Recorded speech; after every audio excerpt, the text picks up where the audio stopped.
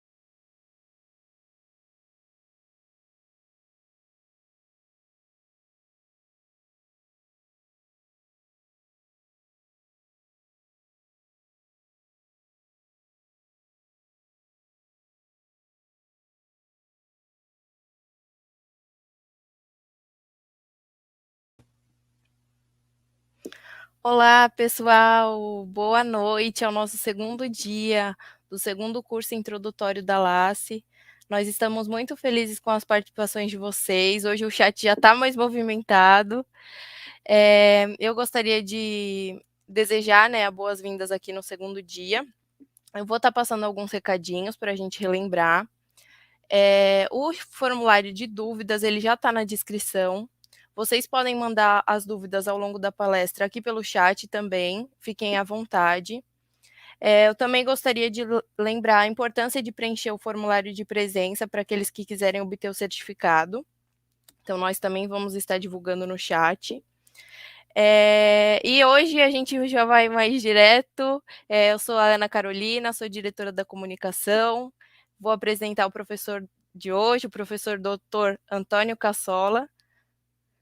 Seja bem-vindo, professor. E eu vou falar aqui rapidamente o seu currículo para o pessoal conhecer um pouquinho. Então, o professor Dr. Antônio, ele é professor associado do Departamento de Fisiologia e Biofísica da USP. Sua graduação foi em História Natural pela Faculdade de Filosofia, Ciências e Letras de Rio Claro. Mestrado pela Faculdade de Medicina da USP.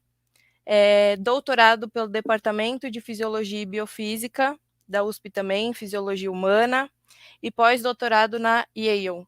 Professor, vou estar abrindo o espaço para você, fica à vontade. Se quiser se apresentar mais um pouquinho, pode ficar à vontade, e também quando quiser iniciar a sua aula. Hoje o nosso tema vai ser sobre fisiologia cardiovascular, e espero que todos estejam animados para o tema de hoje. Com você, professor.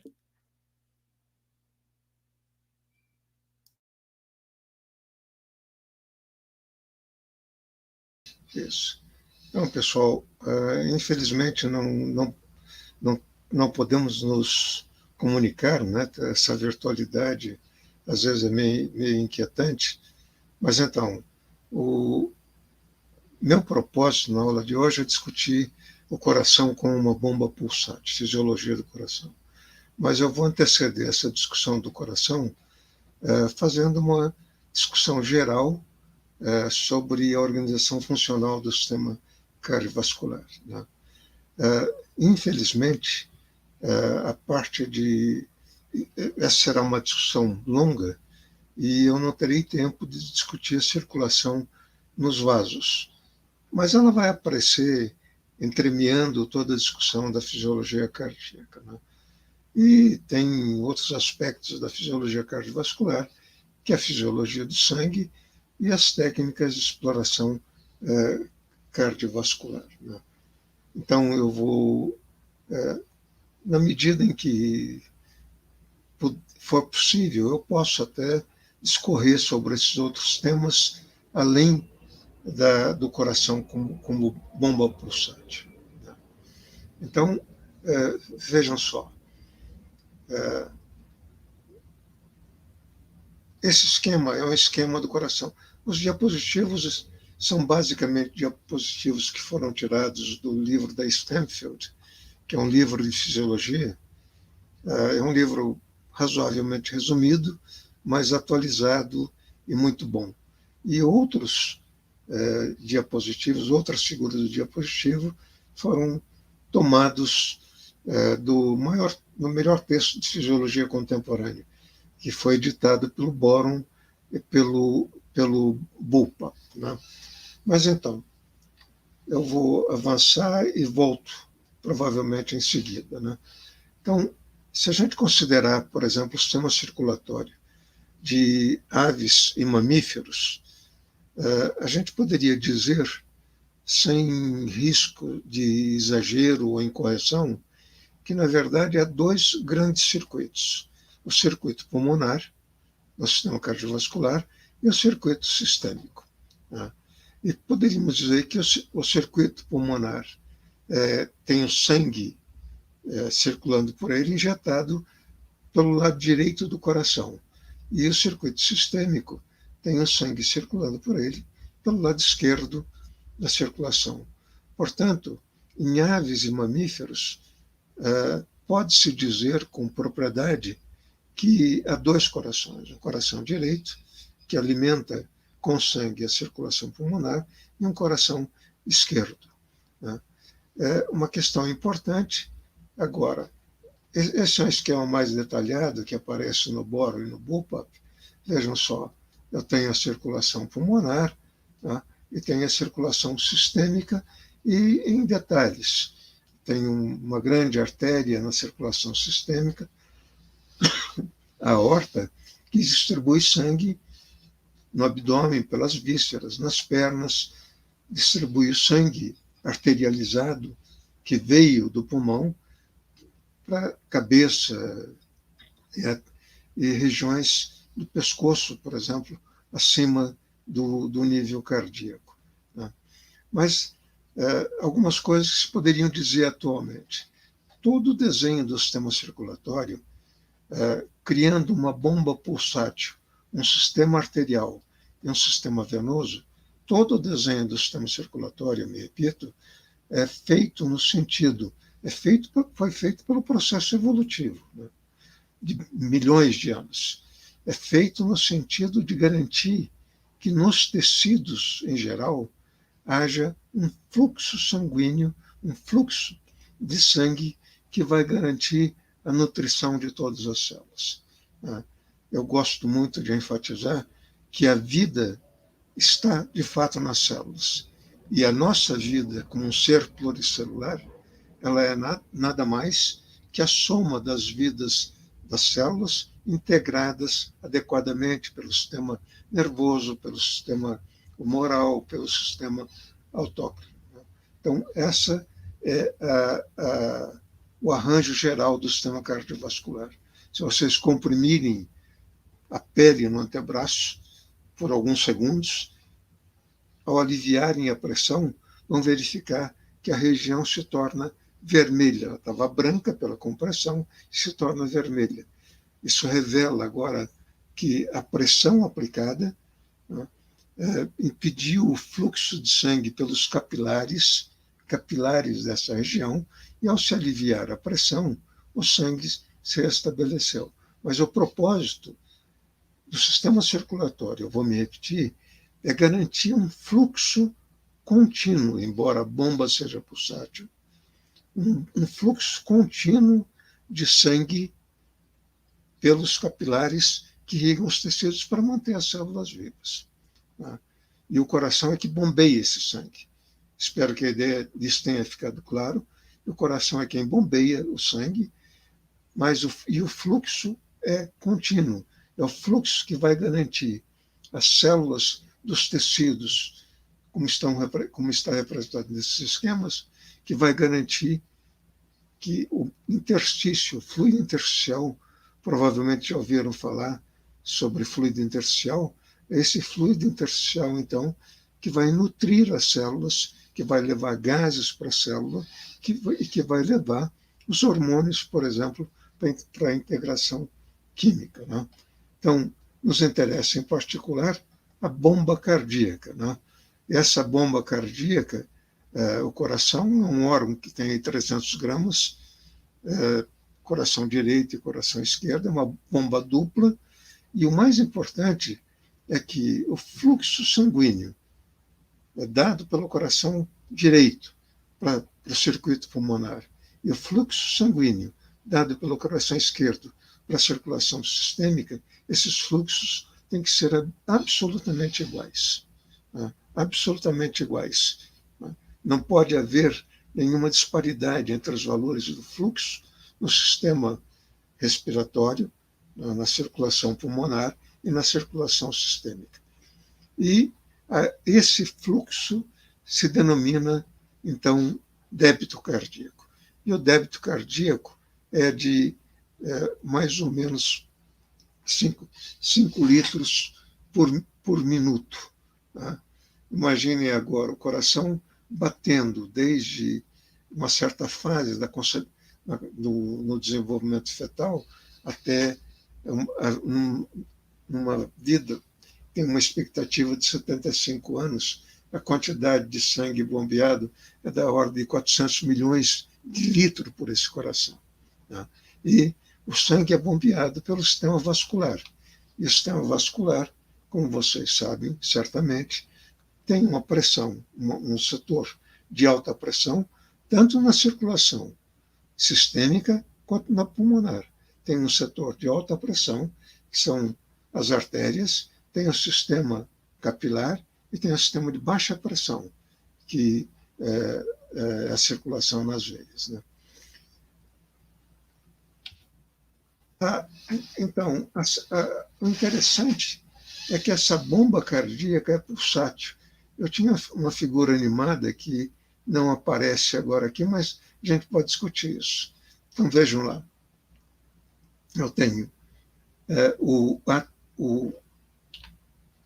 o átrio direito, que é onde chega o sangue vindo da circulação sistêmica, pela cava superior e pela cava inferior. Tá? Durante a diástole cardíaca, vamos repetir sístole e diástole até ficarem convencidos de tudo isso.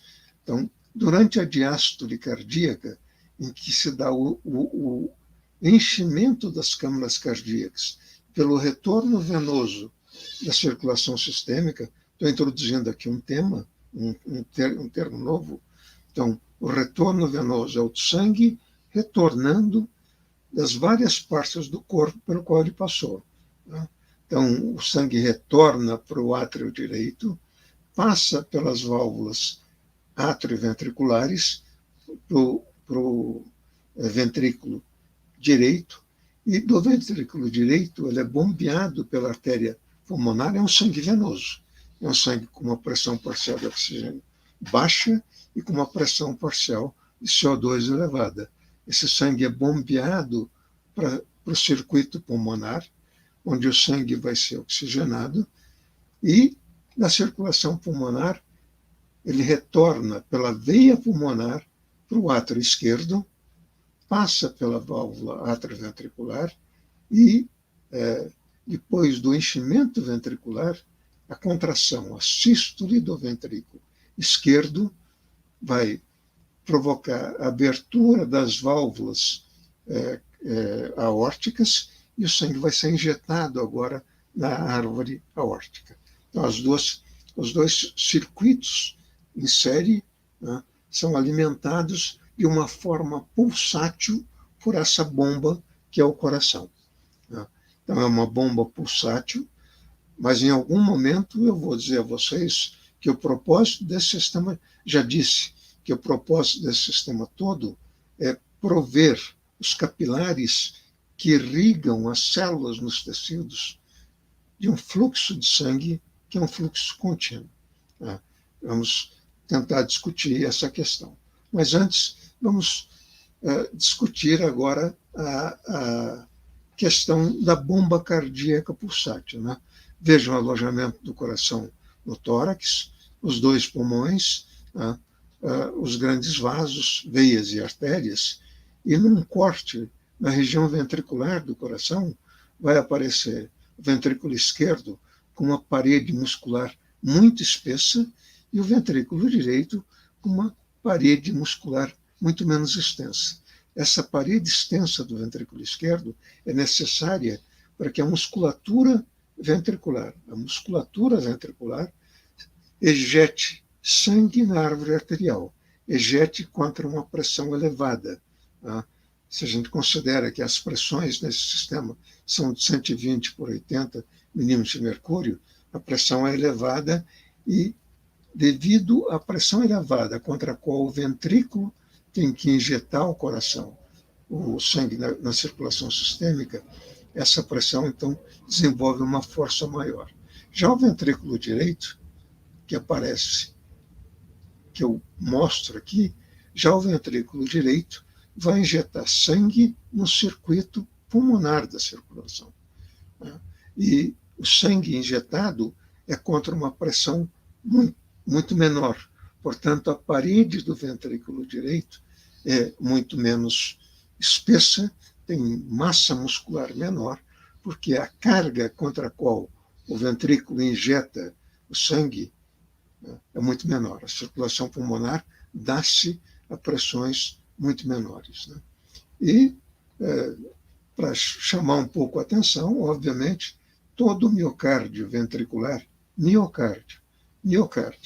todo o miocárdio ventricular, esse conjunto de células cardíacas é irrigado pela circulação nas artérias e veias que irrigam o coração. E uma coisa interessante, é um evento assustador, frequente nas sociedades ocidentais. Eventualmente, essas artérias carótidas podem ter um espessamento da parede. Tá? O espessamento da parede pode bloquear, reduzir muito e até bloquear o fluxo. Isso é uma arteriografia, uma angiografia, melhor dizendo, é uma angiografia que mostra um contraste injetado na artéria e mostra nessa região, né, em que há uma deposição de cálcio, né, basicamente, formando uma arteriosclerose. Né?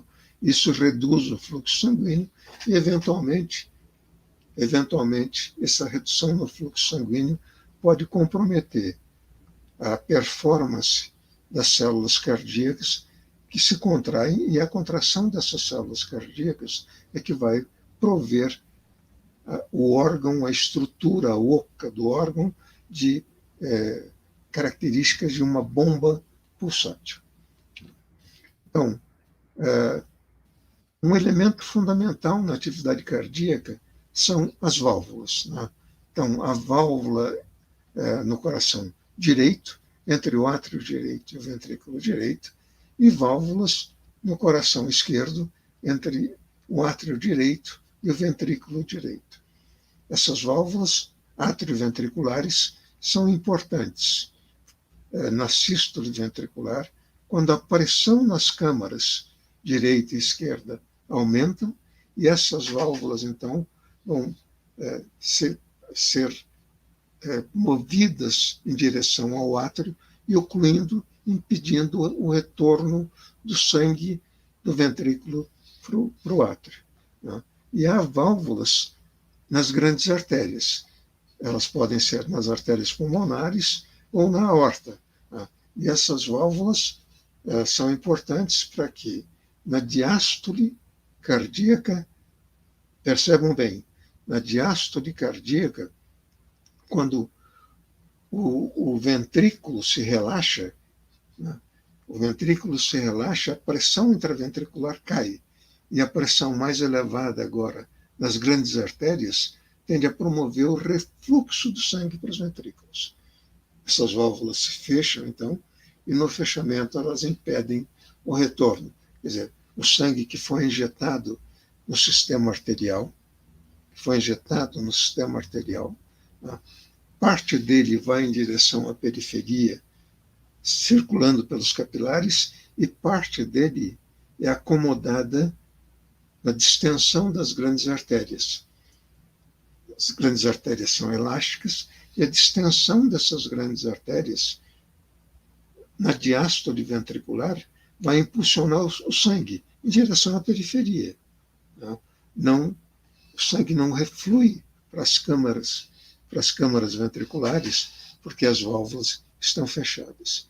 E, obviamente, o movimento dessas válvulas gera uma vibração na parede do coração e na parede torácica, e essa vibração pode ser sentida como bolhas cardíacas. A primeira, fechamento das válvulas atrioventriculares, e a segunda, bolha, que é resultado do fechamento das válvulas aórticas. É o tum-tá, que vocês ouvem em gravações e que podem arrumar um estetoscópio e simplesmente auscultarem a si mesmos.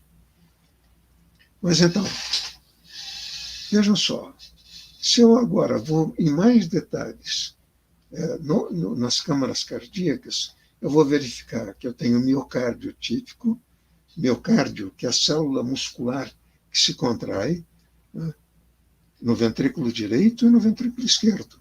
E tenho o meu miocárdio típico no átrio direito e no átrio esquerdo. Agora, no miocárdio atrial, há regiões que são células cardíacas, diferenciadas, formando algo que a gente poderia propriamente chamar de sistemas de condução, né? Então, há um marcapasso no nosso sinusal, né?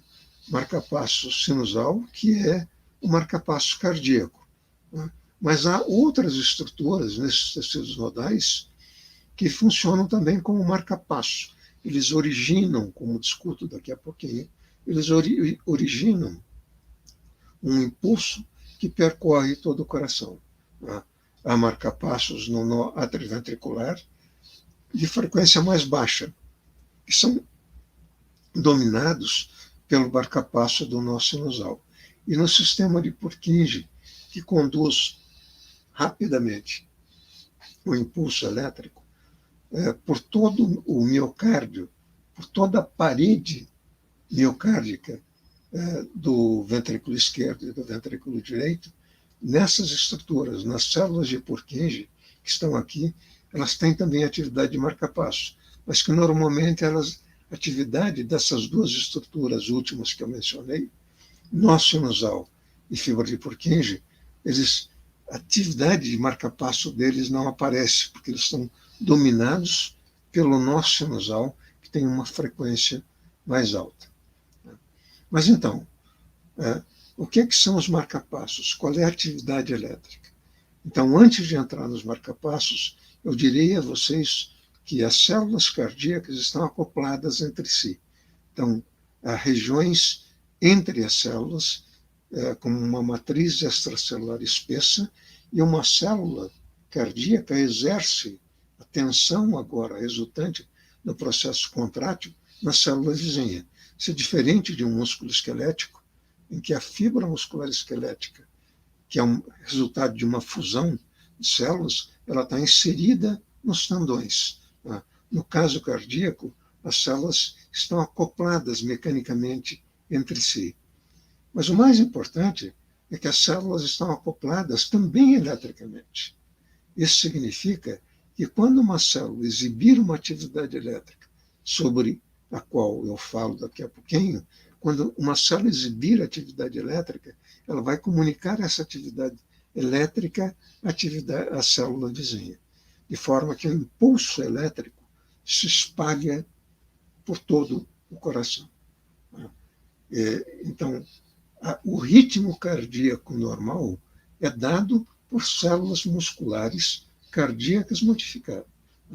Fiquemos no nó sinusal, ou sino atrial do seio e do átrio.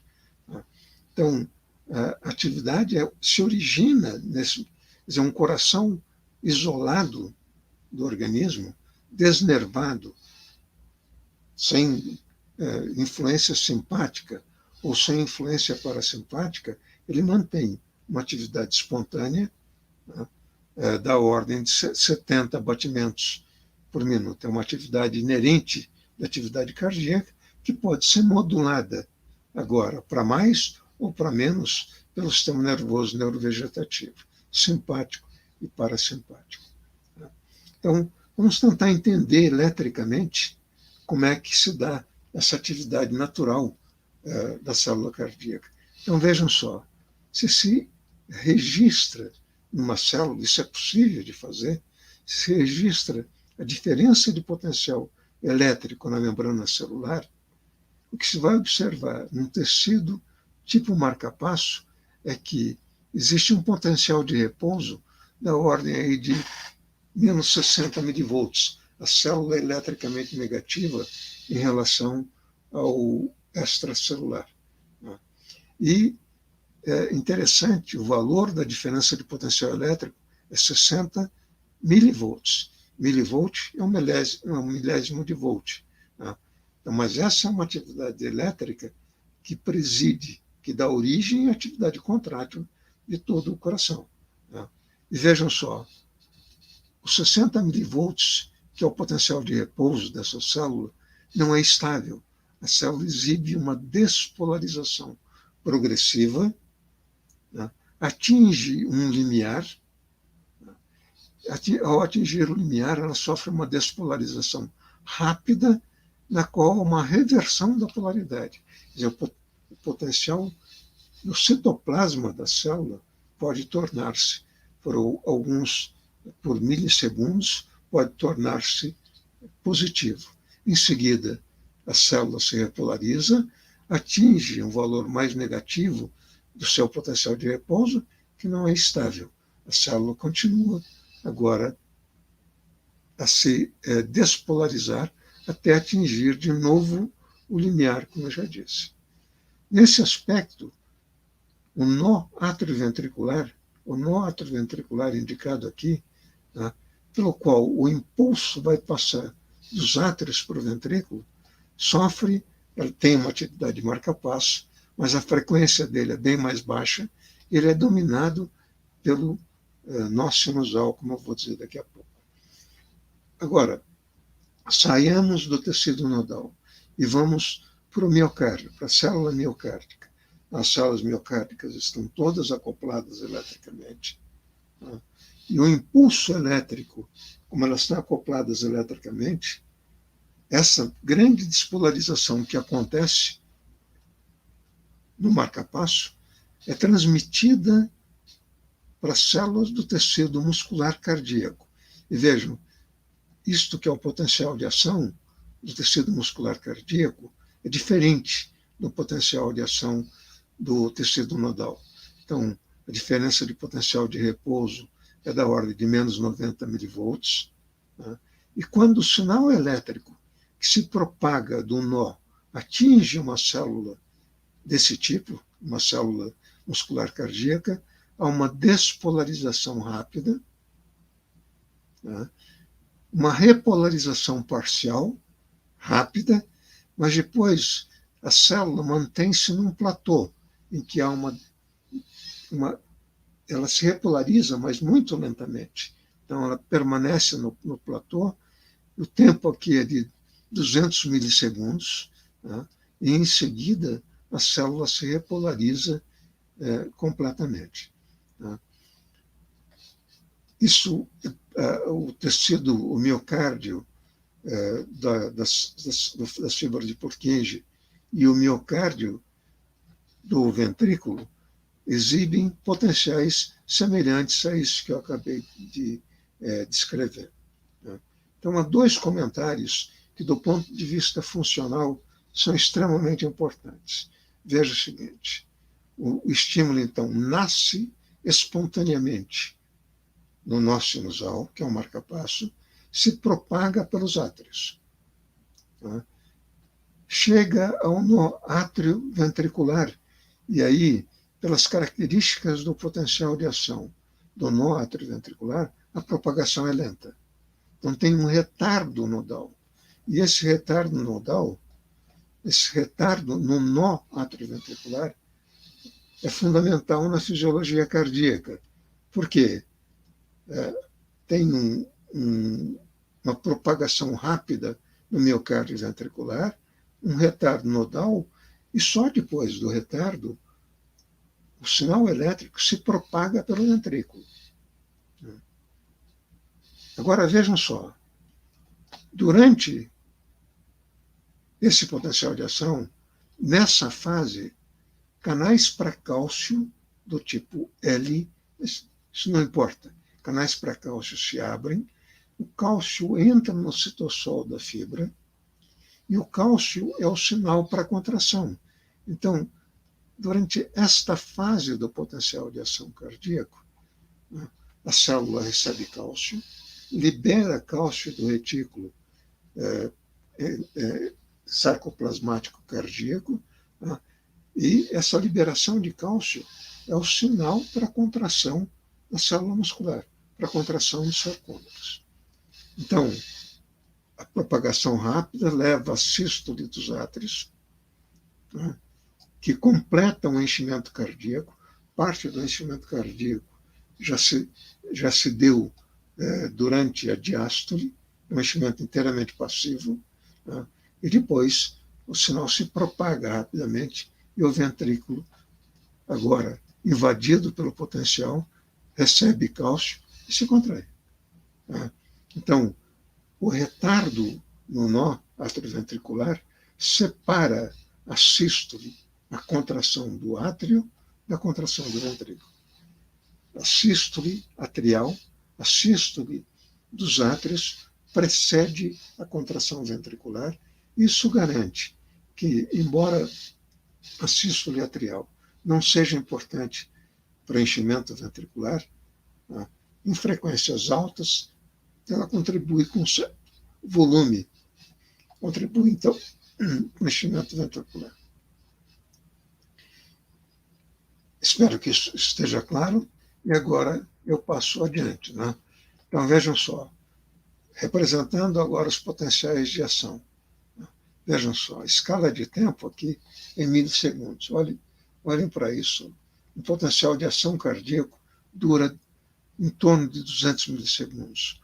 Um potencial de ação de um axônio dura em torno de 2 milissegundos. Então, o potencial de ação cardíaco é um potencial de ação estendido. E durante essa fase de platô, o cálcio que entra sinaliza agora a contração muscular. Então, a contração da célula vai aparecer englobada pelo sinal elétrico. Tá? Quando o cálcio, a concentração de cálcio cai, a célula relaxa, tá? E está recuperando agora o seu potencial de repouso. Então, ela entra no período refratário e não pode mais se contrair. Tem que esperar o enchimento e a concentração vai se dar. Né? Então, quais são os mecanismos? Quais são os mecanismos iônicos? São íons se movimentando pelos canais na célula, na membrana celular. Tá? Isso aqui é canal para sódio dependente de voltagem. O sódio entra na célula e provoca um cátion entrando. Tá? Cargas positivas entrando na célula provocam uma despolarização. Tem uma repolarização que depende de canais para potássio. Durante toda a fase de platô, tem cálcio entrando, e esse cálcio entrando compete com o potássio saindo, e a célula completa a sua repolarização muito lentamente, e, finalmente, os canais para cálcio saem de cena, se inativam, e agora o movimento do potássio para fora, pelos seus canais, repolariza a célula. Percebam que esse potencial de ação de um miocárdio típico, que tem atividade contrátil importante funcionalmente, é diferente do potencial de ação do tecido nodal. Né? Quer dizer, potencial de repouso do tecido nodal é menos negativo, coisa de menos 60 milivolts. Mas a célula não tem um potencial de repouso estável. Ela se despolariza progressivamente, porque ela tem canais para sódio que são ativados por despolarização, por hiperpolarização, desculpe. E esses canais para sódio são diferentes dos canais para sódio que dão essa despolarização. Quando a célula atinge o limiar, ela dispara um potencial de ação por canais para cálcio. É cálcio entrando, que despolariza a célula, potássio saindo, que repolariza a célula. Então, os sinais elétricos são gerados pela atividade espontânea do marcapasso. Esse potencial de ação, a duração de um potencial de ação, o intervalo de tempo entre dois potenciais de ação é que determina a frequência cardíaca. E esse potencial de ação, eu me repito, se propagando pelas células, correntes passando entre as células, é que levam agora ao disparo de um potencial de ação nas células cardíacas do miocárdio típico, levando agora ao disparo do potencial de ação, que é o sinal para a contração do miocárdio. Como espalhamento de corrente, os potenciais se propagam muito rapidamente, e durante o potencial de ação, cada célula individualmente se contrai, durante o potencial de ação. Então, a contração do coração é mais ou menos síncrona. O coração se contrai sincronicamente. Se eu prossigo, então, agora vem como é que o sinal se propaga eletricamente entre as células. Vejam só, as células são individualizadas, mas são eletricamente acopladas entre si por gap junctions. Gap junctions são canais para íons, em geral, que permitem agora a passagem de corrente de uma célula para outra. Se eventualmente o potencial desta célula, o potencial intracelular desta célula, for igual ao da célula seguinte, a igualdade dos potenciais, portanto, não haverá diferença de potencial elétrico, não passa corrente. Mas se essa célula estiver disparando o potencial de ação, ela gera corrente que passa para a célula seguinte, que a despolariza, forçando-a a disparar um outro potencial de ação, de forma que rapidamente o sinal elétrico que vai determinar a atividade contrátil do miocárdio, se espalha por todo o tecido. Então, as conexinas são proteínas de membrana geneticamente codificadas que são inseridas na membrana de uma célula, inseridas na membrana da outra célula e se acoplam covalentemente, criando um canal que liga eletricamente o citoplasma das duas células. Isso está representado aqui. Olha. Então, o citoplasma de uma célula, isto é uma célula, um sarcômero é dado pelos filamentos de actina e miosina organizados. Né? A outra célula, a junção entre as células é reforçada, a matriz extracelular é reforçada, e nessa junção, que são os discos intercalares, estão as conexinas que interligam eletricamente a célula.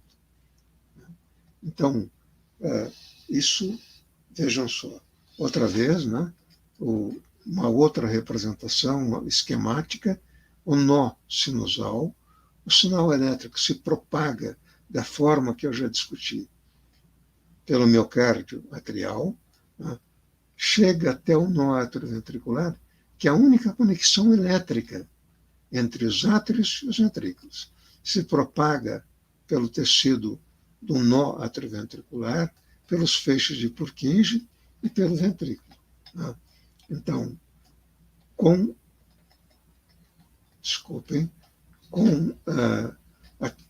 essa propagação sinusal, né, ocorre a contração atrial, vejam só em amarelo, sobrevém a sístole atrial, que vai empurrar o sangue para o ventrículo. O ventrículo estava praticamente cheio.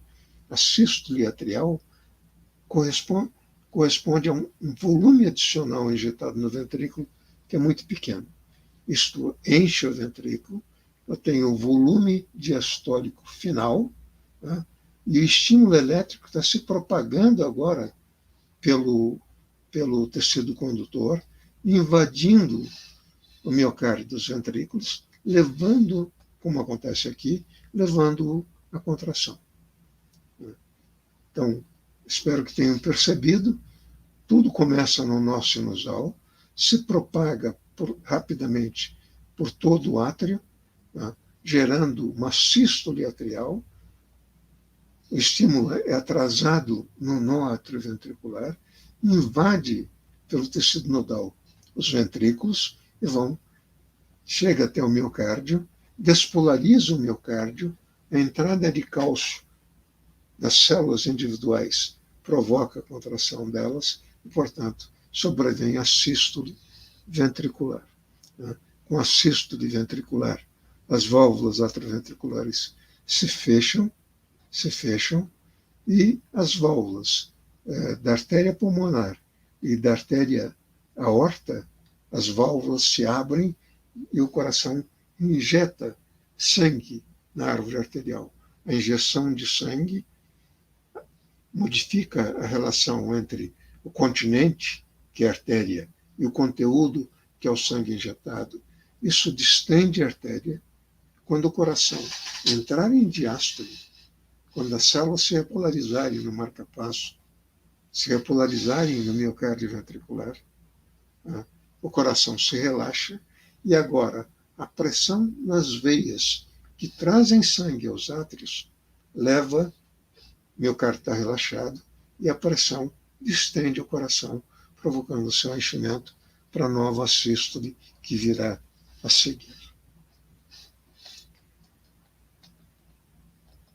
Então, vejam só, como é que se dá, então, a contração? Né?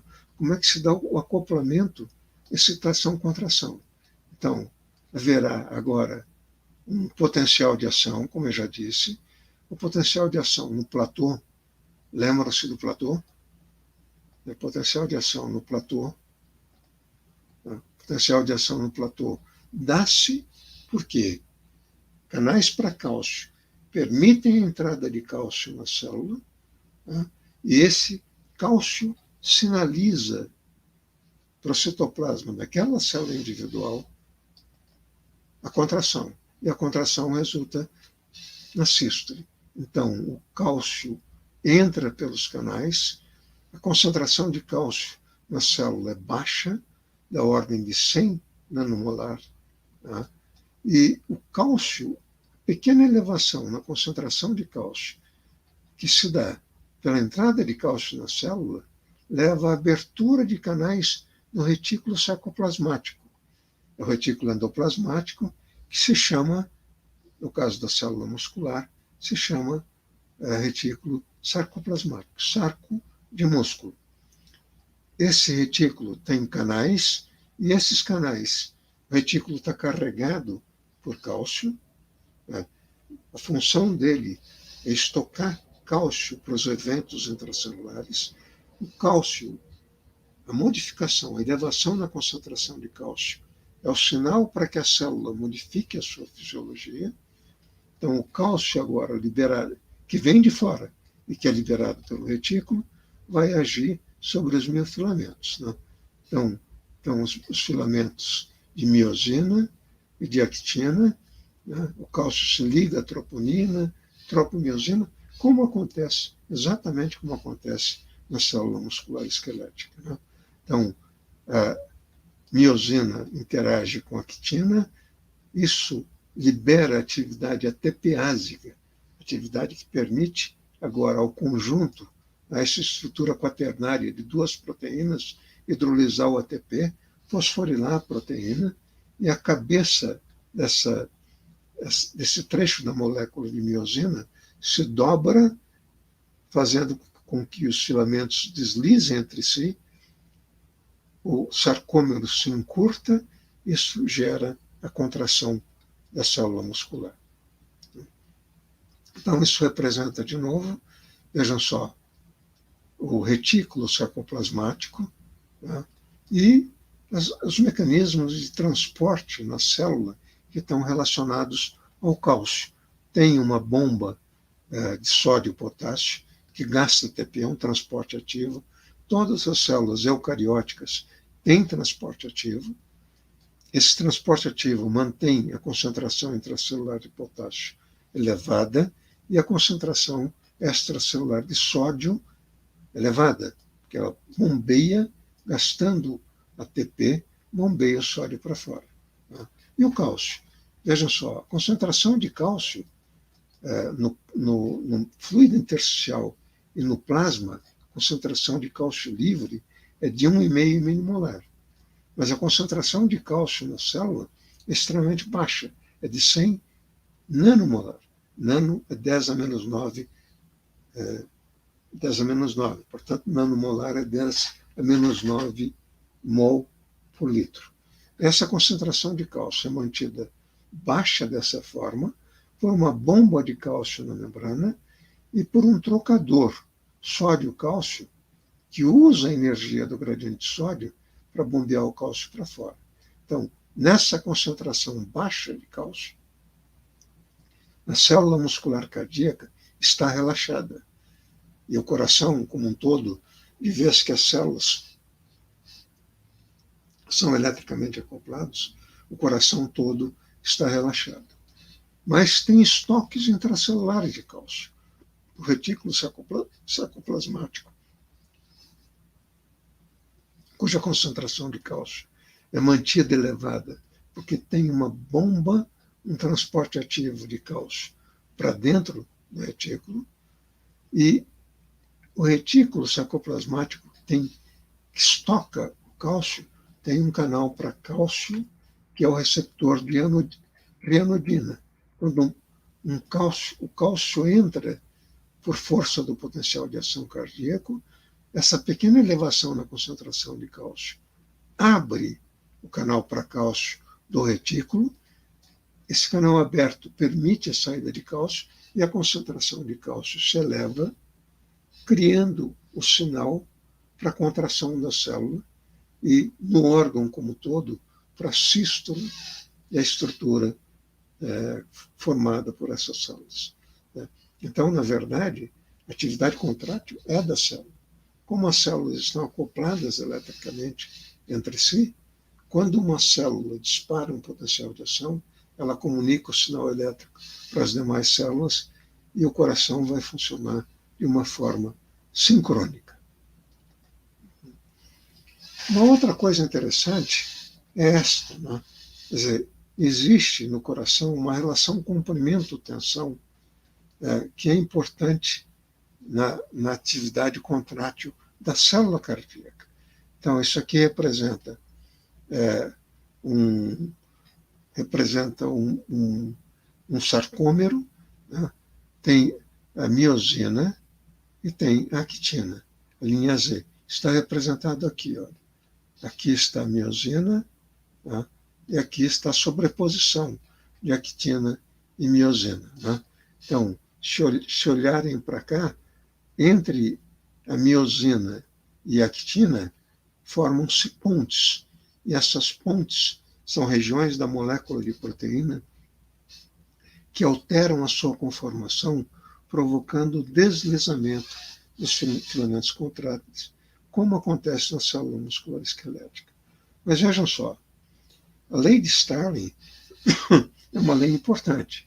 Porque vejam, se a célula cardíaca, se o coração estiver completamente relaxado, os filamentos tendem a se deslizar entre si, porque não há nenhuma atividade ATPásica, não há nenhuma atividade contrátil, e os filamentos de actina tendem a se encontrar no centro do sarcômero. No centro do sarcômero. Aí, ao se encontrarem, eles se distanciam. E a formação de pontes é extremamente prejudicada. Então, mesmo que a célula seja estimulada por cálcio, que entra na célula, quando o potencial de ação se propaga entre as células, ela não desenvolve tensão nenhuma. Agora, há uma sobreposição ideal dos filamentos, nos quais a superposição dos filamentos para desenvolver a tensão é suficiente para uma boa contração cardíaca, para o desenvolvimento de tensão e para uma sístole. Se a fibra é distendida simplesmente por estar numa condição fisiológica inadequada, vejam só, a superposição dos filamentos de miosina e de actina é insuficiente, menos pontos se formam e a tensão desenvolvida é menor.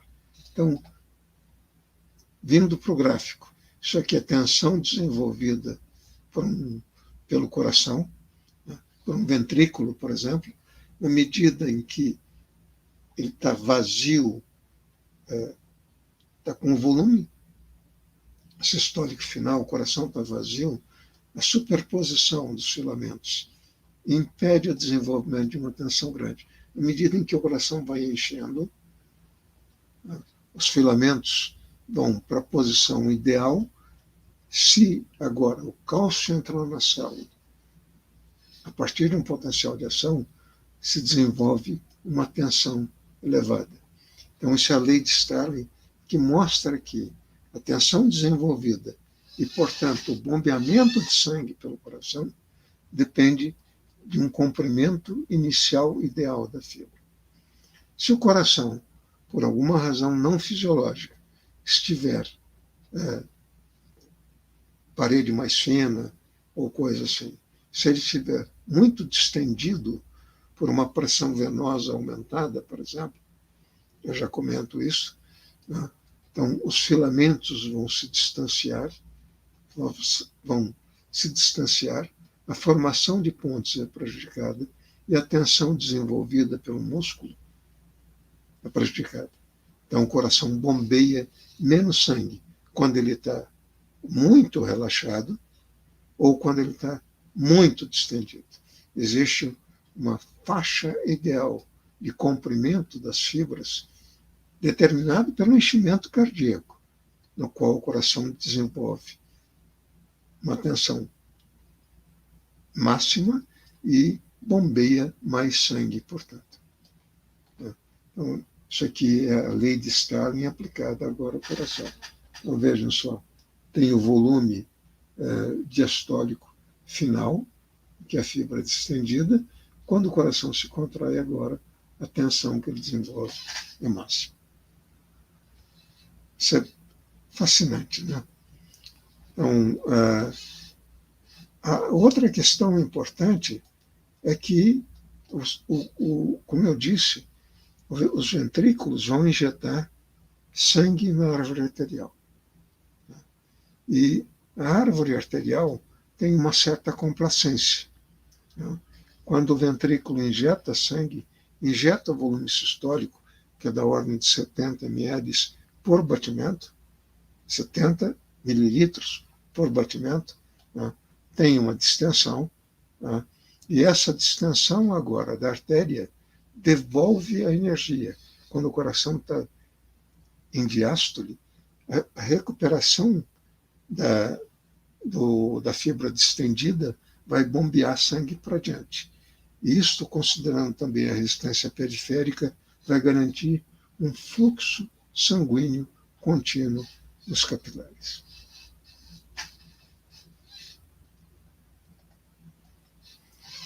Mas então, uma técnica exploratória que, na verdade, reflete esse acoplamento elétrico da população de células é o eletrocardiograma. E a técnica tem uma utilidade imensa na medicina, em diagnósticos de distúrbios cardíacos. Então, a ideia central no eletrocardiograma é a seguinte: é um registro não invasivo. O que se observa é a atividade elétrica do coração como um corpo, em derivações bem definidas, mas registrados na periferia, na superfície do corpo. E se eu tivesse uma única célula se contraindo, sem nenhum sincronismo, eu não perceberia nenhum sinal na superfície do corpo, porque as correntes geradas são muito baixas. Mas como o coração é agora um maciço, um agregado de células se contraindo sincronicamente, ele gera correntes relativamente grandes que podem ser detectadas na periferia do corpo. Eu posso escolher a região em que eu vou registrar o eletrocardiograma, mas se eu usar uma derivação clássica, por exemplo, como essa aqui, a derivação 2, eu vou observar o quê? Quando os átrios estão emitindo o potencial de ação, o sinal elétrico está se propagando, eu registro uma deflexão para cima nessa derivação, que é a projeção do vetor elétrico cardíaco nesse lado do triângulo de Einthoven. Então, quando eu tenho esse fenômeno, na verdade, isso representa a despolarização do átrio. E nós já sabemos que a despolarização do átrio leva à sístole do átrio. Em seguida, com um retardo, para separar a sístole do átrio da sístole do ventrículo, o sinal se propaga agora pelo tecido de condução e vai originar, nessa observação do sinal elétrico, vai gerar um complexo QRS, que representa agora a despolarização sequencial de todo o ventrículo, começando na base do ventrículo e depois se propagando agora para o ventrículo. Então eu posso registrar atividade elétrica na superfície do corpo, não usando nenhum procedimento invasivo, posso observar atividade elétrica, e ao observar a atividade elétrica, que está associada, obviamente, à atividade mecânica do coração, eu posso inferir alterações fisiopatológicas importantes no coração. Então, eu tenho várias derivações, e tenho as derivações precordiais, que ao longo da história da medicina foram permitindo avaliar desvios do coração, etc. Então, vamos agora tentar colocar tudo junto, pessoal. Então, olhem só. Então, vocês têm aqui, olha, a atividade elétrica do coração. Acabei de discutir. Atividade, sons emitidos, bulhas cardíacas. Essa figura, acompanhem bem de perto, essa figura representa o volume ventricular. Né? O volume ventricular. Isso aqui é uma sístole. Né?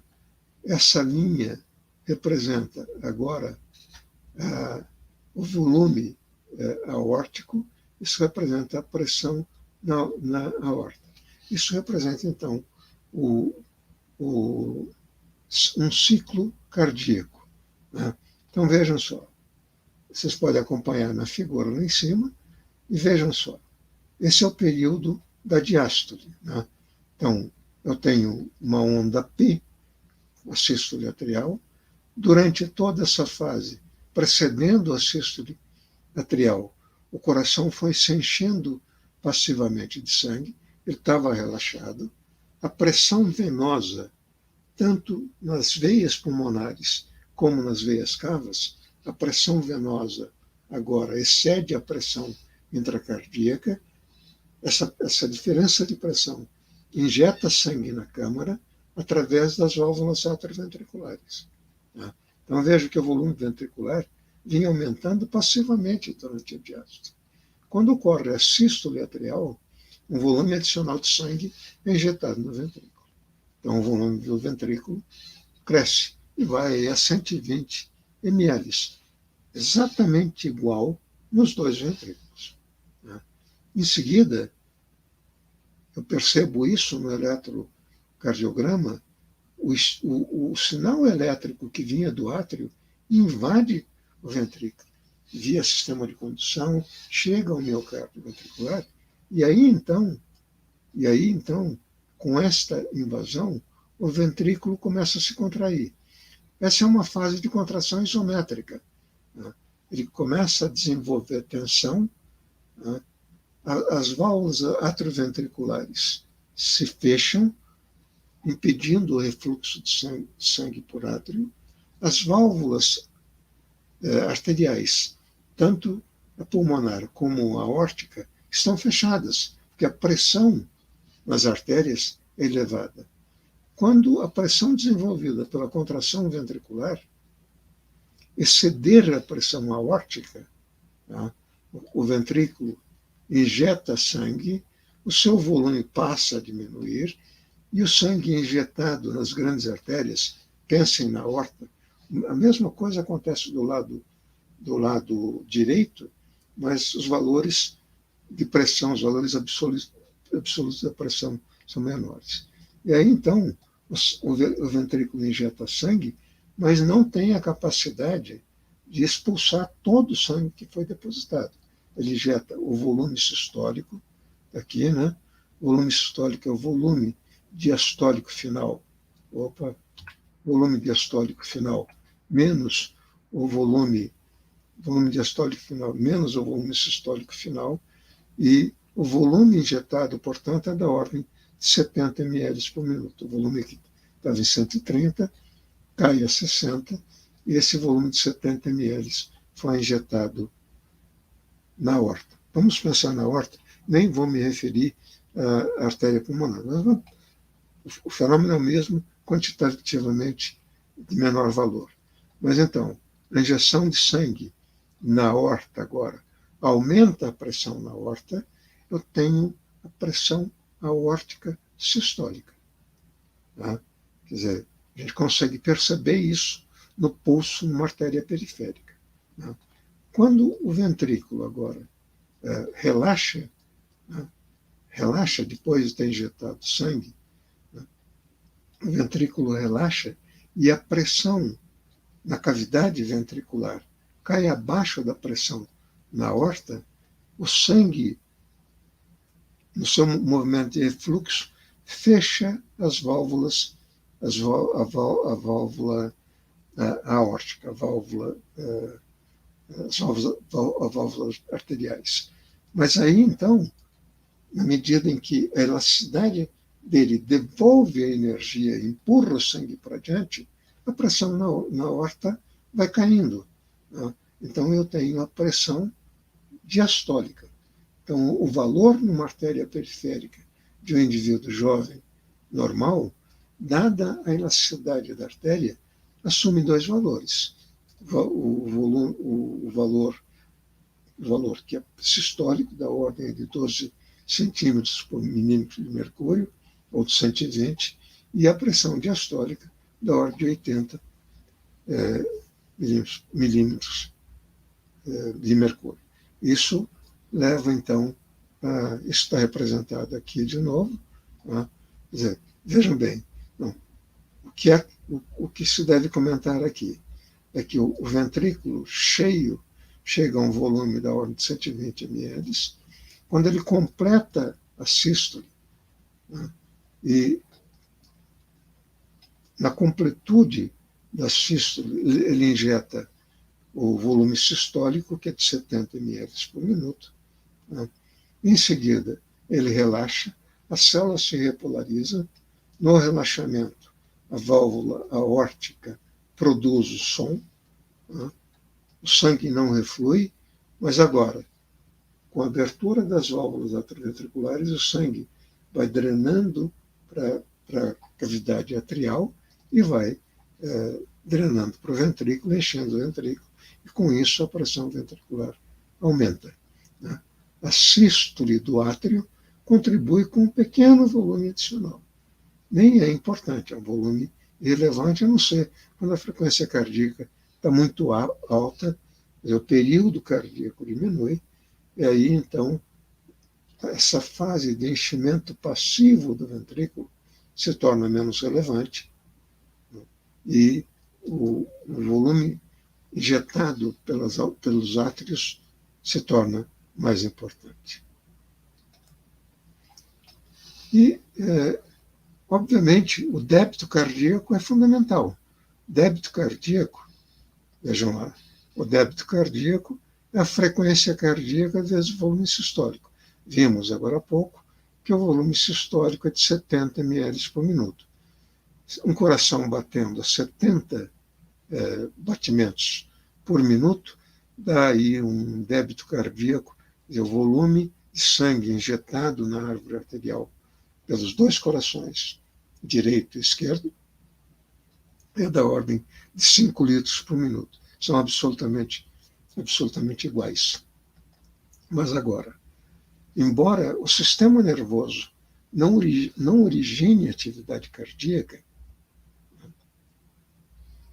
o sistema nervoso modula a atividade cardíaca.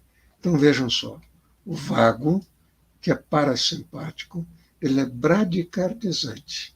Ele age sobre o tecido nodal, o nó sinusal e o nó atrioventricular, reduzindo a frequência de disparo desses nós.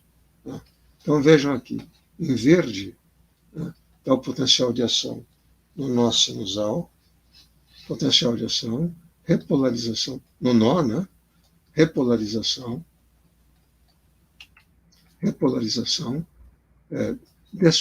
despolarização parcial, despolarização atingido o marca-passo, repolarização, pré-potencial ou potencial de marca-passo, nova despolarização. Então, isso aqui, o período é este, e o inverso do período é a frequência. Mas vejam que coisa interessante. Se o vago, que é o parasimpático, for ativado, vejam, primeiro o potencial de ação do marca-passo, né? Agora, a despolarização diastólica é mais lenta e a repolarização é maior. E a célula só vai atingir o limiar, disparar o segundo potencial de ação depois de mais tempo. Olha só, olhem só. O período entre os potenciais de ação, né, é maior e a frequência cardíaca, portanto, cai. O vago promove redução da frequência cardíaca, ao contrário do que faz o simpático. Né? O simpático vai provocar um aumento da frequência cardíaca, né? Que está mostrado em verde, e comparem o período, né? É mostrado no repouso aqui, e no simpático, em verde, está mostrado a frequência dos potenciais de ação cardíaca. Então, o coração é modulado pelo sistema nervoso autônomo, com as suas duas divisões. O simpático, que usa como neurotransmissor no efetor a noradrenalina, aumenta a frequência de contração do coração, e o vago reduz a frequência. Então, nós estamos o tempo todo, nossa frequência cardíaca está modulada pela ação das duas divisões do sistema nervoso autônomo. E, além disso, a adrenalina liberada pela medula da adrenal funcionando como hormônio. A adrenalina tem uma função parecida com a do simpático. Ela aumenta a frequência cardíaca. E vejam um detalhe interessante. O simpático e a adrenalina agem sobre o miocárdio típico, não sobre o tecido nodal, e aumentam a força de contração. Ora, se a frequência cardíaca aumentar pela ação do simpático e a frequência e o volume sistólico aumentar, porque o simpático tem um efeito ionotrópico positivo, o débito cardíaco vai aumentar. Pode aumentar em até 5 vezes. Pode ir a 300 ml por minuto. Se mais sangue é injetado na árvore circulatória arterial, a pressão arterial tende a aumentar. Tende a aumentar e aí a queda da resistência periférica, porque os músculos estão em maior atividade, a queda da resistência periférica impede que a pressão se eleve mais, mas o débito cardíaco aumenta e mantém a atividade fisiológica do músculo em exercício. Então, isso está representado aqui, né? Quer dizer, o simpático modulando a frequência. Isso aqui é uma coisa, essa sinalização intracelular com proteína G, com adeninato ciclase, com uma proteína quinase, fosforilando o canal, é fundamental na biologia contemporânea. Né? Então, a adrenalina da sinapse, ou agindo como hormônio, vai agir sobre um receptor e o sinal é traduzido para o citoplasma, levando ao aumento da força de contração. Esse mais cálcio, veja só, o canal é ativado, mais cálcio entra na célula, mais cálcio é liberado do retículo, o sinal gerado pelo cálcio no citoplasma aumenta e a força desenvolvida pela célula muscular aumenta. É claro? E agora vejam só.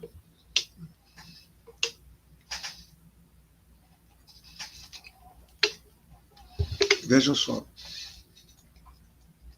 Vamos pensar no débito cardíaco. Né? Então, o volume sistólico é o volume que usa o ventrículo, tanto o esquerdo quanto o direito.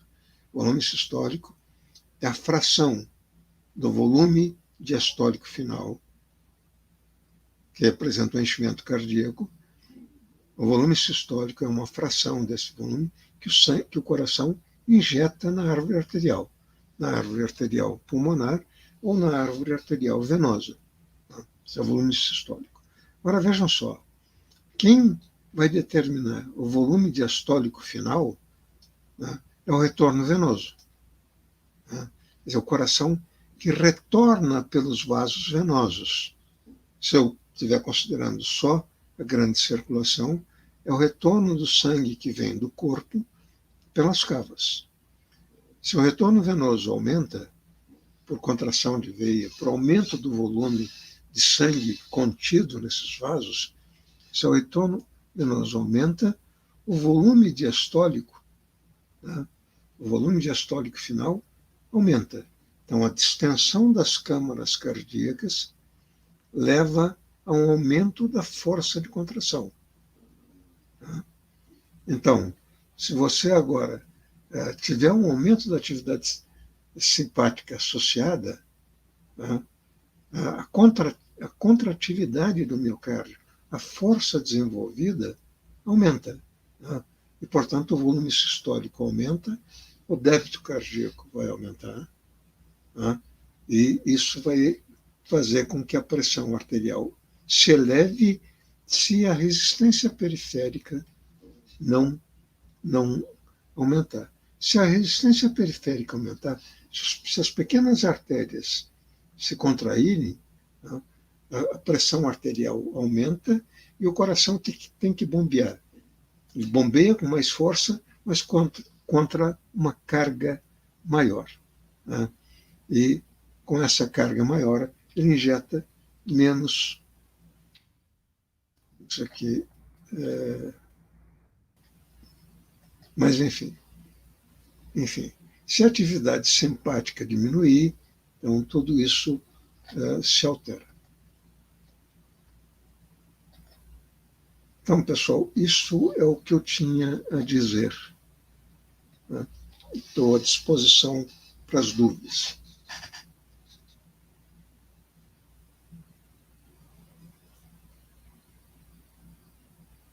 Muito obrigada pela aula, professor, foi excelente. Um gostinho para a gente de fisiologia.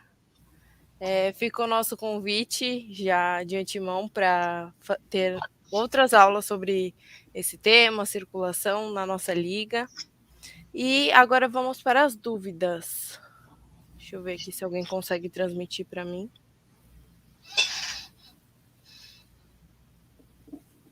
Vamos lá. Professor, por que no caso de uma hipertrofia patológica do coração, a fração de ejeção pode diminuir? Em princípio, não, né?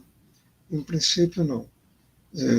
Porque a hipertrofia aumenta a massa muscular, né? A não ser que que a hipertrofia seja tal que o volume diastólico final diminua. Tá claro? Próxima dúvida.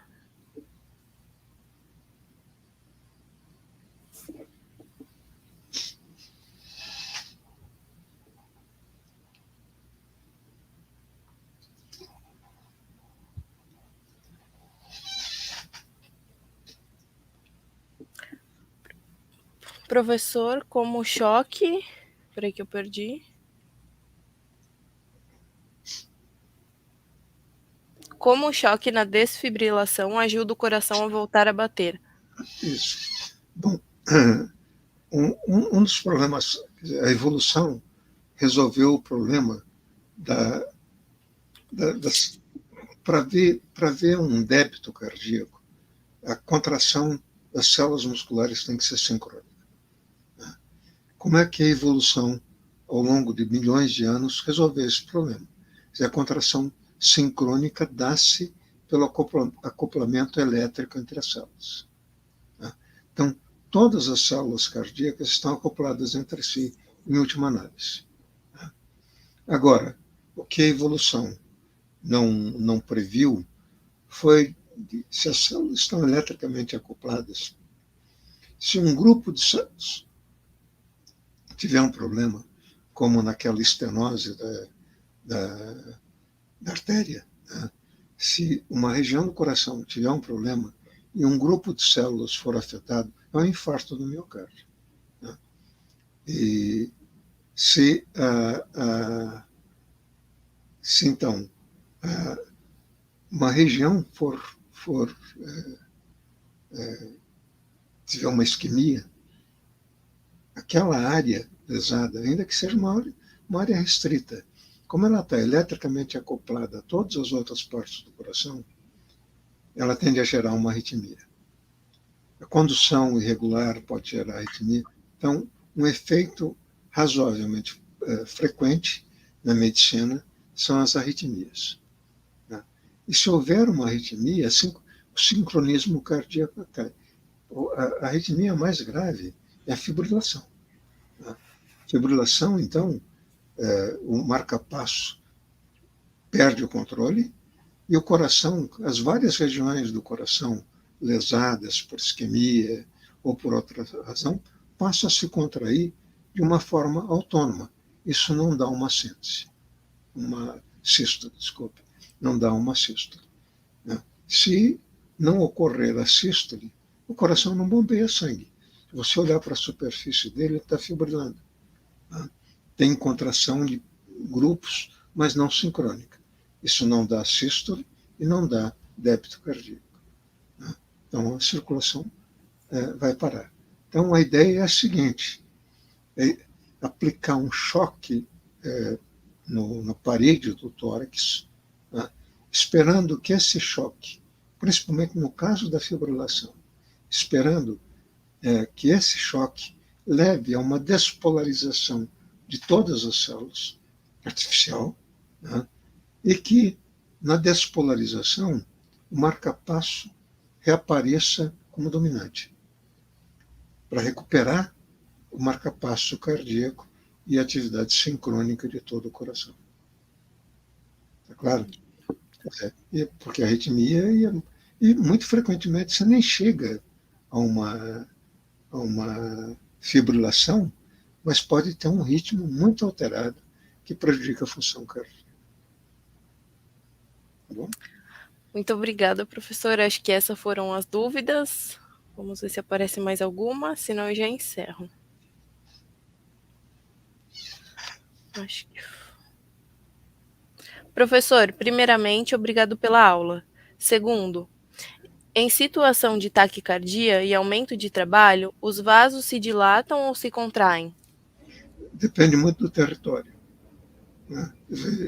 Se você tiver uma atividade muscular, uma taquicardia provocada por um aumento da atividade simpática, né?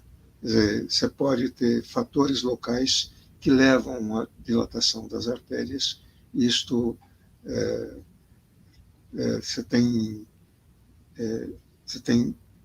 em certos territórios, pelo aumento da atividade, área esplânquica, por exemplo, o diâmetro dos vasos tende a diminuir, e na área cardíaca, por fatores locais, você tem um aumento do fluxo sanguíneo, o que é interessante.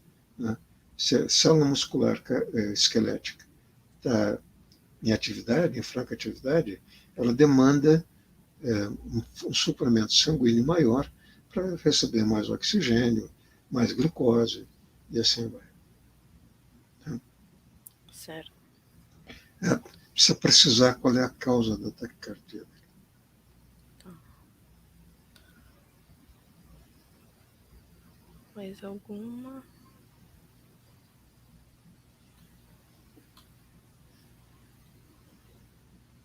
Acho que foram essas.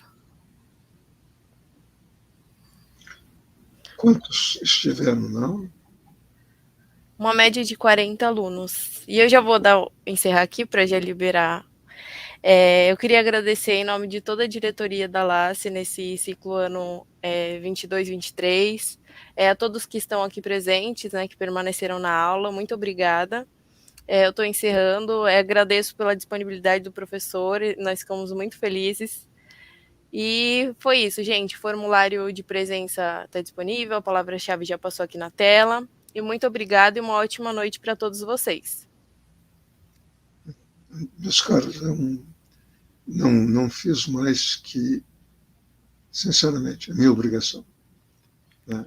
A divulgação do conhecimento é uma questão fundamental, e a universidade anda se descuidando dessa obrigação da divulgação do conhecimento. Né? E essa forma de transmissão do conhecimento pela internet não é uma boa forma. Né? Não tem interação, você não percebe se os alunos estão te acompanhando ou não. Né? Talvez se esteja discutindo, indo muito longe, quando deveria não ir tão longe, para que houvesse entendimento. Né? Mas, enfim, a gente vai ter que lidar com tudo isso, né, nesse admirável mundo novo no qual passamos a existir. Verdade, professor. E a gente tem como meta nessa diretoria tentar retornar às práticas, né, de forma presencial, ou até mesmo aula, palestra. Então, a gente também está com essa tentativa de voltar para o presencial. E é adaptação, né? Não tem jeito. Eu estou aqui da Baixada, junto com vocês que estão em São Paulo, alguns. Mas foi muito bom, eu consegui ficar atenta, entendi, fiz minhas anotações. E muito obrigada de coração, professor. Amanhã eu vou dar aula para fisioterapia. Grande abraço. Grande abraço.